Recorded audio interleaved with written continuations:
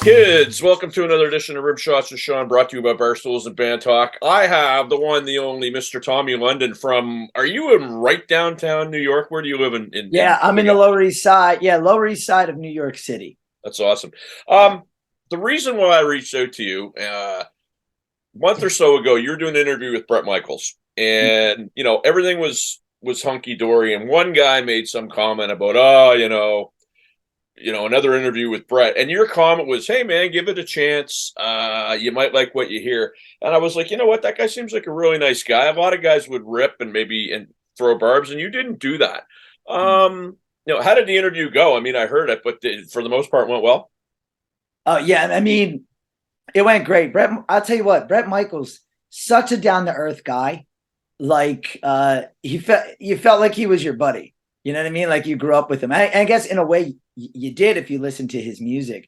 But just as a person, you just felt like just connected. I actually really felt connected to him when I was talking to him, and I think that came across in the interview. Afterwards, he had mentioned to me, well, on the air and after, he had mentioned for me to sing with him at one of the stops on the tour here in New York, which I'm going to do. And he also said he loved talking to me and wants to sit down with me again. So I felt that he felt the same way as I did from the interview.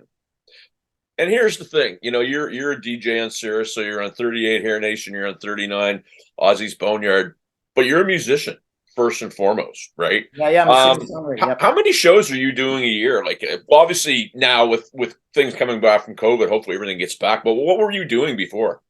Well, before, I mean, I've opened for the likes of Kiss, Cheap Trick, The Darkness, Motley Crue, Scott Weiland, to name a few. And I was in a band called the Dirty Pearls for many years. And then I went solo. I made a solo record. It was all ready to drop right before that pandemic. And well, then the pandemic hit. So it put things on the back burner. And now the album will be coming out this year. And it's been long overdue. And it was for no reason other than I didn't want to put it out during those times. I felt everyone's watching Netflix. Are they really going to listen to my album? If the Rolling Stones dropped an album, I get it. You know what I mean? So I felt I should keep my cards close to my chest. Now, I have released a few solo singles that are off the album that will be coming out. So there is music out there that I've done. As for performing, that will be this year. We're going to start getting back into it. So the gig that you have, I mean, I don't want you to give away all the Colonel's love and herbs and spices, but I was talking to somebody. I said, I'm going to have Tommy on the show, and they said we got this vision of when you're done Hair Nation and Keith Ross has done Boneyard. You're walking down a hallway and you high five each other and go to another control room. That's pretty much not how it goes. Is that? Well, that's how it used to be pre-pandemic, and then when the studio shut down, we got the equipment to use in our homes. And so do you have a preference, one or the other? No, I mean, listen, everything's easier from the home. I don't have to hop on the subway and all that craziness. And so it is a good thing. And then the other thing is, well, you don't get to see as many of the other hosts or people at Sirius XM. So sometimes like I'll go to the studio. More often than not, I do it from the home, but we'll go to the studio. When I interviewed Brett, it was from the studio. I did my show there that day. And then sometimes like Mark Striegel is an old friend of mine who's now on Aussie's Boneyard in Hair Nation. And he'll hit me up going, hey, let's have lunch and then, do our shows and things like that. So a lot of people. So I've got some friends here locally. I mean, I'm in Halifax that are DJs and they're still doing the old school, not satellite radio, but the FM sort of thing. And somebody will go, "Oh, you know what? You're only on the air 3-4 hours a day," and they're kind of blowing it off like it's an easy thing. There's a lot of work that's involved in doing that part of the business, correct? Oh yeah, I mean, listen. At the end of the day, you could dial it in. I never dial it in, but you could, and it wouldn't captivate the listener. And that's part of it. Like to me, my objective whenever I do a show, I want to make you laugh. I want to inform you not only on what the band has going on now, because a lot of these artists, they're touring, they're making records, but also give you some history about the group as well. If you're a new listener, let's say you just tuned in, you're not a fan of, let's say, Hair Nation. Let's say you're not a big fan of the hair bands, but you like the big hits. I want to give you that history of hey, Bon Jovi, Living on a Prayer, when they recorded that record, Slippery When Wet, in Vancouver, they had the kids at the pizza shop come into the studio to vote on the songs. And that's how Living on a Prayer, and it's how the story goes, according to John, that's how that song made it on the record. But these are little things that maybe someone who's a fan of that music knows. And well, that's not who I'm talking to. I'm talking to that person who tuned in and was like, you know what? I didn't know that about that song. And maybe they'll keep listening or want to hear my show, most importantly. Yeah, and I mean, in this age of, and you would know doing shows now. I mean, before when you and I were growing up, you mentioned Kiss, the Paul Newman Halloween or Paul Lynde Halloween special. You might get to see them for the first time. Now you can go on YouTube and find anything. Do you find that sometimes like you get feedback instantly that A is great and B not so much? And if you do, how do you handle both? What do you mean? Well, you're on there. You know what? That's not right, Tommy. You gave us a wrong stat, and all of a sudden, you're getting lit up on Twitter or something. I mean, I have said something like, for example, I was talking about on Ozzy's Boneyard not too long ago. I was talking. No, it was either there or Classic Rewind, because I also am on there from time to time. 25 it was one of those channels. I was talking how I noticed that the latest Van Halen album, A Different Kind of Truth, has been pulled off the streaming services. I don't know why this happened. Right. And I don't know. I've reached out to Warner Brothers, Van Halen's news desk. No one will give me a response. But when I said it on the air, I said For Unlawful Carnal Knowledge by mistake. I was going into a song on For Unlawful Carnal Knowledge, and that's what threw me off. And after I said it, I go, I think I said For Unlawful Carnal Knowledge. Of course, someone let me know. And then I'm only human, just like you. So as soon as that occurred, I corrected it on Twitter. I said, I'm sorry for that. Obviously, I meant A Different Kind of Truth. And then the next, I didn't do it that day on the air because I had other stuff to talk about. But the next day on the air, or when I was playing Van Halen, maybe that day later, I brought it up and rectified it. But who knows if that same person is listening, So how dare you, bro? I mean, how dare you? Right? I was pissed. Hey, I was pissed off at myself because that's my favorite band of all time. Right. So I was like, how did I screw that up? But it was just me knowing what the song was coming up next, because I was actually talking about the song off of For Unlawful Carnal Knowledge. That was in my head, but nonetheless, shit happens, Well, so it's interesting that you say they're your favorite band of all time, because Mr. Roth, who, I mean, you would argue probably one of the greatest frontmen of all time. Hands down. I love watching that US Festival from 1983. Hey, maybe the performance isn't great, but pound for pound, what a super band for the time. What do you think about these songs that he's been doing over and re-releasing? I fucking hate it. I think it's bullshit. Why are you redoing a classic? That's like getting a 67 Mustang, repainting it and pulling out the interior, man. I mean, I just don't understand it. I'd rather see him make more of his own music, which he has released. John 5 stuff that he did with him, or reunite the Eat 'Em and Smile band. If who doesn't want to see that? Right. As a matter of fact, speaking of, Billy Sheehan said not too long ago that he's got a pro shot show of Eat 'Em and Smile that he would love to release.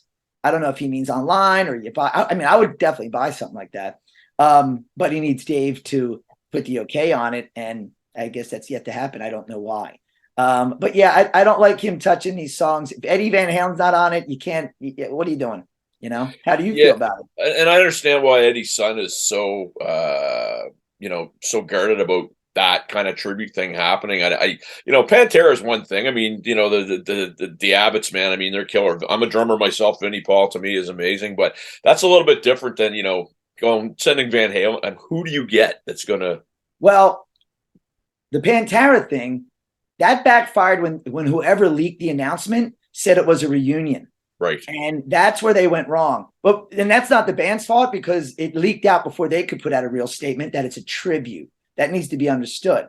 That's more acceptable than saying, hey, we're reuniting. No, you're not, So you got to, I think that's where that screw up happened. As for Van Halen, well, I read that interview with Sammy Hagar, and I always thought he was the most honest when it comes to anything with Van Halen, whether you're the Dave or the Sammy guy. I mean, I love them both. I do prefer the original era, but I love all the albums, and I think Sammy Hagar is fantastic. But as for like a guitar player, I think they could have either done. Well, first of all, I don't think it's going to happen at all at this point. But if it was to happen, I would say get a bunch of guitar players who are influenced by Eddie to pop out for different songs. Or Wolfie proved at that tribute to Taylor Hawkins that he can do it, and that would actually be the right way. But Wolfie has said that was his tribute to his dad. So I think he's kind of closing the book on that as well. And as far as I'm concerned, the most underrated drummer of all time is Alex Van Halen. Yeah. You can't hear a blues double kick drum shuffle tune and not say that it doesn't it sounds like Van Halen, period. Oh yeah. I mean, like I said, they're just the best band in the world to me. They really are. They had it all, and they influenced so many, with the blonde front man being the guy and everything else, they started the formula. They created it. Just before we end this segment, there's been on some of the social media things, it's been a hot topic, and I want to kind of get your take on it. And that's this piece about backing tracks. And I released something in my group 2 or 3 months ago, and lo and behold, one of your coworkers, a young man named Mr. Eddie Trunk, actually gave his 2 cents, and I'm well aware of what he thinks. And as a drummer, I also know that it's a skill set to be able to do, because if you frig up, it's out there, man, in front of everybody. Love to hear your take on backing tracks. If you're for them, if you're against them, what do you think? Well, now here's a fine line. Do you mean a lead singer having lines inserted? You know what I mean? Like, I know that there's singers, but I think the lead singer always has to sing. Excuse me. The lead singer has to deliver the goods. Otherwise, they shouldn't be singing.